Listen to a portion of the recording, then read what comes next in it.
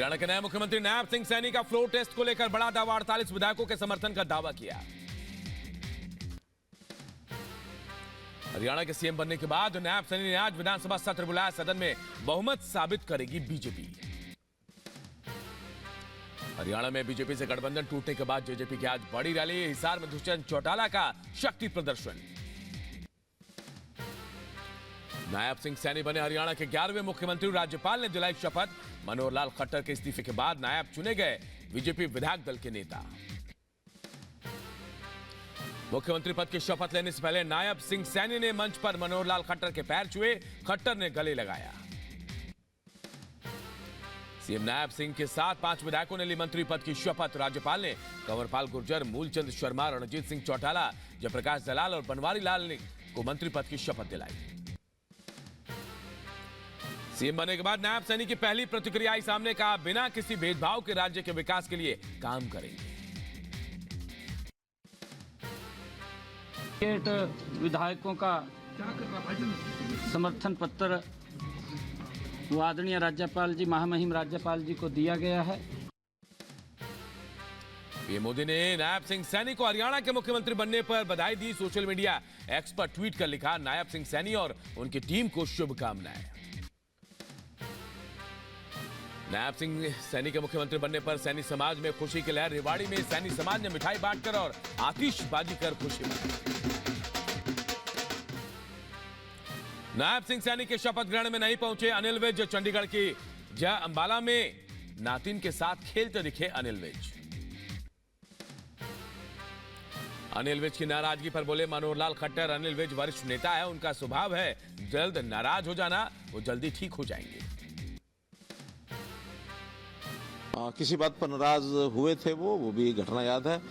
एक स्वभाव है, थोड़ा नाराज जल्दी होते हैं, लेकिन नाराज होने के बाद बहुत जल्दी ठीक भी होते हैं। बीजेपी नेता मनोहर लाल खट्टर बोले, पिछले चुनाव में बीजेपी ने हरियाणा की सभी 10 सीटें जीती थी और इसीलिए वो जेजेपी को सीट देने को तैयार नहीं हुई। अब जेजेपी अकेले चुनाव लड़ेगी। 10 की 10 सीटें भारतीय जनता पार्टी के चुनाव चिन्ह पर लड़कर के हमने नरेंद्र मोदी जी के झोले में दी हुई है और वही हमारा अगला मंसूबा है। उनको हम लोगों ने अपने आप खुद 10 सीटें लड़ेंगे। उसमें से उन्होंने कोई निर्णय किया होगा तो मुझे जानकारी नहीं है, ऑफिशियल कोई बात तो उनके हमारे सामने आई नहीं है। हरियाणा में गठबंधन टूटने के बाद अब जेजेपी के टूटने का भी खतरा। नायब सिंह सैनी के शपथ ग्रहण में पहुंचे जेजेपी के 4 विधायक दुष्यंत सिंह की बैठक में नहीं पहुंचे थे चारों। दुष्यंत चौटाला को दोहरा झटका। बीजेपी से गठबंधन टूटने के बाद अब जेजेपी में टूट की आशंका। दुष्यंत चौटाला के फार्म हाउस पर विधायक दल की बैठक में नहीं पहुंचे 4 विधायक। हरियाणा में बीजेपी जेजेपी गठबंधन टूटने के बाद अभय चौटाला ने किया ट्वीट, लिखा गद्दारी हो जिसकी बुनियाद, अंजामे मीनार होना ही था बर्बाद। राज्यसभा सांसद दीपेंद्र हुड्डा ने किया दावा, हरियाणा में समझौते के तहत टूटा बीजेपी जेजेपी का गठबंधन। लोकसभा चुनाव में कांग्रेस के वोटों में सेंध की कोशिश। सीएए पर शाही सियासत को लेकर विपक्षी दलों पर केंद्रीय मंत्री अनुराग ठाकुर का हमला, कहा विपक्ष नहीं चाहता बिना नागरिक वालों का उत्पीड़न खत्म हो। तो लोग भ्रम फैला रहे हैं सीएए को लेके, वो अपने राजनीतिक रोटियां सेक रहे हैं। एक 75 साल पुरानी मांग को पूरा किया, नागरिकता का कानून लाकर। केंद्रीय मंत्री स्मृति ईरानी का ममता बनर्जी पर बड़ा हमला। ममता बनर्जी वोट बैंक के लिए कुछ समुदाय को भड़काने की कोशिश करेंगे, लेकिन देश जानता है पीएम का फैसला सही है। जानबूझकर वोट बैंक की राजनीति के लिए कुछ समुदायों को भड़काएगी, लेकिन हर हिंदुस्तानी जानता है कि नरेंद्र मोदी का ये निर्णय न्याय संगत है। तेलंगाना के हैदराबाद में गृह मंत्री अमित शाह भी भाग्य लक्ष्मी मंदिर पहुंचे। भाग्य लक्ष्मी मंदिर में अमित शाह ने पूजा अर्चना की। हैदराबाद के विजय संकल्प सभा में गृह मंत्री अमित शाह ने भरी 400 पार की हुंकार, कहा तेलंगाना में बीजेपी को कम से कम 12 सीटें मिलनी चाहिए। तेलंगाना में 12 का आंकड़ा पार करेंगे क्या? 400 पार कराएंगे क्या? मोदी जी को फिर से प्रधानमंत्री बनाएंगे क्या?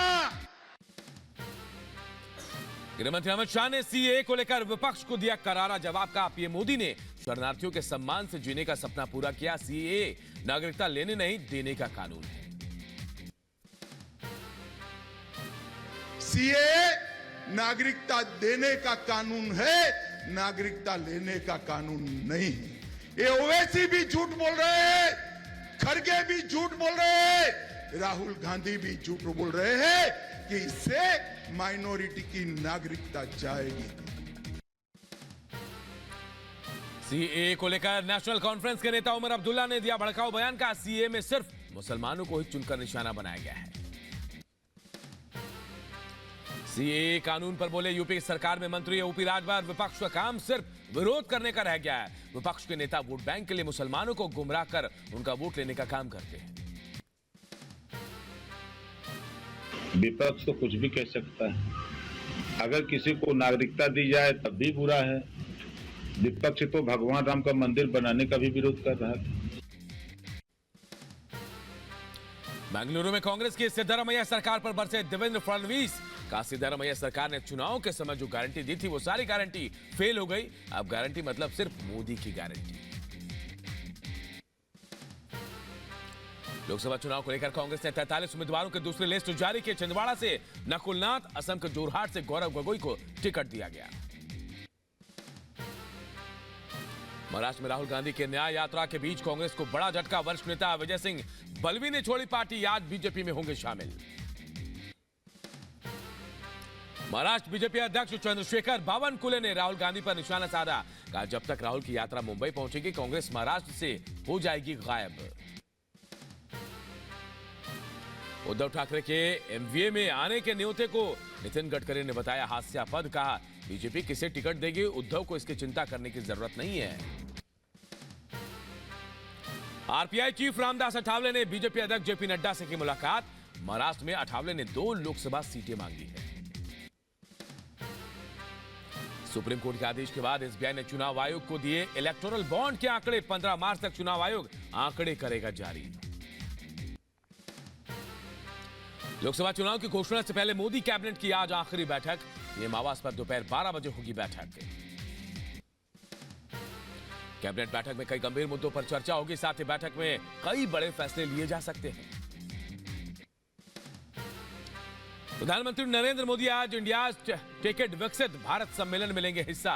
पीएम मोदी वीडियो कॉन्फ्रेंसिंग के जरिए होंगे शामिल। युवाओं को पीएम मोदी करेंगे संबोधित। कार्यक्रम में शामिल होकर पीएम मोदी करोड़ों की सौगात भी देंगे। करीब 1.25 लाख करोड़ रुपए के 3 सेमीकंडक्टर सुविधाओं का शिलान्यास करेंगे। आज पीएम मोदी एक और मेगा सौगात देने वाले हैं। वंचित वर्गों को ऋण सहायता प्रदान करने के लिए राष्ट्रव्यापी जनसंपर्क में हिस्सा लेंगे। प्रधानमंत्री सामाजिक उत्थान और रोजगार आधारित जन कल्याण पोर्टल का भी शुभारंभ करेंगे। पीएम मोदी नमस्ते योजना के अंतर्गत सफाई मित्रों को आयुष्मान स्वास्थ्य कार्ड और पीपीई किट भी वितरित करेंगे। आज सीएम योगी उन्नाव, फर्रुखाबाद, बरेली दौरे पर जाएंगे। उन्नाव में 241 करोड़ की 103 परियोजनाओं को लोकार्पण और शिलान्यास करेंगे। तो फर्रुखाबाद को 288 करोड़, तो बरेली को 328 करोड़ की सौगात देंगे। सीएए के खिलाफ सुप्रीम कोर्ट में आज मेंशनिंग लागू करने के केंद्र सरकार के फैसले पर रोक लगाने की मांग वाली अर्जी पर सुप्रीम कोर्ट में आज मेंशनिंग। आज इलाहाबाद हाईकोर्ट में मथुरा कृष्ण जन्मभूमि मामले में सुनवाई। 18 मामलों को लेकर दाखिल याचिका पर होगी सुनवाई। जस्टिस मयंक कुमार जैन की सिंगल बेंच करेगी सुनवाई। माफिया मुख्तार अंसारी हथियारों के फर्जी लाइसेंस मामले में दोषी करार। वाराणसी के एमपी एमएलए कोर्ट आज सुनाएगी सजा। मुख्तार को हो सकती है आजीवन कारावास की सजा। दिल्ली शराब घोटाले में मनीष सिसोदिया के क्यूरेटिव याचिका पर आज सुप्रीम कोर्ट में सुनवाई। सिसोदिया की जमानत याचिका सुप्रीम कोर्ट ने 30 अक्टूबर को खारिज कर दिया था। यूपी के सुल्तानपुर में कांग्रेस नेता राहुल गांधी के मामले पर आज सुनवाई। मानहानि मामले में होनी सुनवाई। गृहमंत्री शाह पर आपत्तिजनक बयान देने का मामला। हर साल 17 सितंबर को मनाया जाएगा हैदराबाद मुक्ति दिवस से केंद्र सरकार ने नोटिफिकेशन जारी किया। जम्मू कश्मीर नेशनल फ्रंट 5 साल के लिए गैर कानूनी घोषित। गृह मंत्रालय ने जेकेएनएफ को गैर कानूनी घोषित किया। अमित शाह ने कहा आतंक को जड़ से उखाड़ फेंकने के लिए प्रतिबद्ध है। सीबीआई मामले में मनीष सिसोदिया की न्यायिक हिरासत 22 मार्च तक बढ़ाई गई। राहुल रेवेन्यू कोर्ट मामले में 22 मार्च को फैसला सुनाएगा। चुनाव आयोग की 9 सदस्यीय टीम कल पहुंचेगी जम्मू। चुनाव आयोग की टीम विधानसभा चुनाव की संभावना तलाश रही है। चुनाव आयोग कल दोपहर 3:30 बजे जम्मू में प्रेस कॉन्फ्रेंस करेगा। कलकत्ता हाईकोर्ट ने शाहजहां शेख की अग्रिम जमानत याचिका खारिज की। राशन घोटाले में कोर्ट ने अर्जी खारिज की है। लॉ एंड ऑर्डर को लेकर नॉर्थ ईस्ट दिल्ली के अलग अलग इलाकों में फुट पेट्रोलिंग। दिल्ली पुलिस और पैरामिलिट्री फोर्स के जवानों ने फ्लैग मार्च निकाला। ज्ञानवापी के संपूर्ण परिसर में एसआई सर्वे की मांग पर फैसला सुरक्षित। 18 मार्च को होगी अगली सुनवाई। कोर्ट सुना सकता है आदेश। गुजरात एटीएस की टीम की बड़ी कार्रवाई। पोरबंदर से 450 करोड़ के ड्रग्स के साथ 6 पाकिस्तानियों को गिरफ्तार किया गया। गिरफ्तार पाकिस्तानी नागरिकों के पास से 60 पैकेट ड्रग्स बरामद। साथ ही आरोपियों से जब्त की गई प्रतिबंधित दवाएं। गुजरात एटीएस की बड़ी कार्रवाई पर सीएम भूपेंद्र पटेल ने बधाई दी। एटीएस की टीम को 10 लाख रुपए के इनाम की घोषणा की। असम पुलिस ने विपक्षी दलों से सीए के खिलाफ आंदोलन वापस लेने की अपील की। हड़ताल वापस लेने का आदेश दिया गया है। यूपी में मंत्रियों के विभागों का बंटवारा। ओपी राजभर को पंचायती राज एवं अल्पसंख्यक कल्याण, दारा सिंह चौहान को कारागार विभाग, अनिल कुमार को विज्ञान प्रौद्योगिकी मंत्रालय। एमपी के खरगोन बड़वानी लोकसभा क्षेत्र से कांग्रेस ने उतारा अपना उम्मीदवार। उरलाल खरते को कांग्रेस ने घोषित किया अपना प्रत्याशी। बीजेपी सांसद दिनेश लाल ने सपा अध्यक्ष अखिलेश यादव पर साधा निशाना। मंच से गाना गाकर अखिलेश पर कसा तंज। यूपी के बदायूं कोर्ट ने हत्या के 3 आरोपियों को सुनाई उम्र कैद की सजा। साथ ही साथ 20-20 हजार का जुर्माना भी लगाया। यूपी के लखीमपुर खीरी में गैस लीक होने से सिलेंडर में लगी आग। आग लगने से काफी नुकसान। हादसे में किसी के हताहत होने की खबर नहीं। यूपी के बांदा में हाई टेंशन तार के टकराने से डंपर में आग लगी। बांदा फतेहपुर नेशनल हाईवे हुआ जाम। हादसे में ड्राइवर गंभीर रूप से घायल। लखनऊ में पार्किंग में खड़ी कार में लगी आग। सेक्टर 8 अवध बिहार में कार में लगी आग। यूपी के लखीमपुर खीरी में घर में खाना बनाते समय लगी आग। 3 लोग झुलसे, लाखों का नुकसान। यूपी के गोंडा में चलती प्राइवेट बस में लगी आग। बस का टायर फटने से आग लगी। यूपी के महोबा में पहाड़ पर अवैध खनन के दौरान ब्लास्ट। धमाके में 4 मजदूरों की मौत।